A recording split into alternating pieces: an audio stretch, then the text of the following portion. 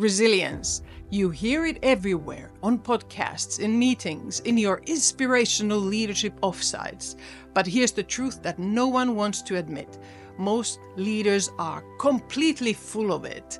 You are not resilient because you are always able or available or capable. You are resilient when you stop pretending, stop posturing, and embrace the one thing most leaders are too scared to show: being vulnerable. So let's take a deep dive into the 5 cold, hard steps of true resilience. No nonsense, no sugarcoating, just the truth. Step 1. The always capable myth is killing you. Let's be honest. You think you need to be always capable leader. The one who has all the answers, who handles every crisis with a smile, and who never shows weakness.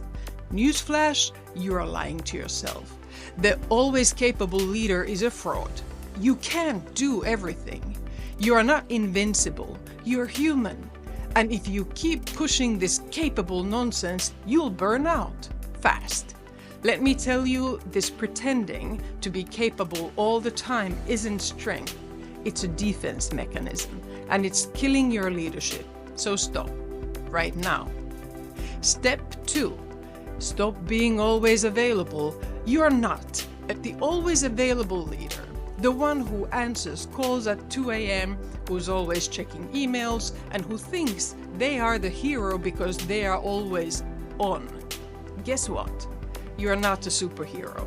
And if you keep letting your team and your boss walk all over your time, you'll soon realize that you've got nothing left to give. Real leaders aren't on call 24/7. They set boundaries. They make their time valuable. They get strategic about their availability. You can't serve everyone if you're constantly available to everyone. It's called self-respect, and it's time you started practicing it. Step 3. Let's talk about the always able leader for a second. The one who thinks they have to have the solution for everything. The "I'll figure it out, don't worry" type. Newsflash, you don't have to have all the answers. So stop pretending you do. The always able leader is the one who drags their team down because they are too stubborn to ask for help. The truth is, when you think you need to know everything, you're crippling your team. You're not being a hero, you're being an ego-driven fool. Leadership isn't about being the smartest person in the room. It's about knowing when to step back, shut up, and listen. That's true power. Step 4. Accountability is the only thing that matters. So now that we've destroyed the capable, available, and able myths, let's talk about what really matters: being accountable. Real resilience in leadership isn't about pretending to be perfect. You want real respect as a leader? Stop passing the buck. Own your mistakes. Take responsibility for the messes you create, and hold your team accountable too. Real leaders aren't the ones who never fail. They are the ones who admit it, fix it, and move forward with lessons learned. So stop hiding behind your image of perfection and own your accountability. It's the only thing that will earn you the trust and respect of your team. Step 5. Vulnerability is your secret weapon. And now we get to the real kicker. The thing no one wants to talk about: being vulnerable. Yes, you heard me. Vulnerability. That's the thing you've been avoiding like the plague. The one you think is weakness. Let me tell you something, it's the strongest move you can make. If you think being perfect is what makes you resilient, you got it all wrong. True resilience comes when you take down the walls, admit your struggles, and show your team that you are not a superhuman, but a human.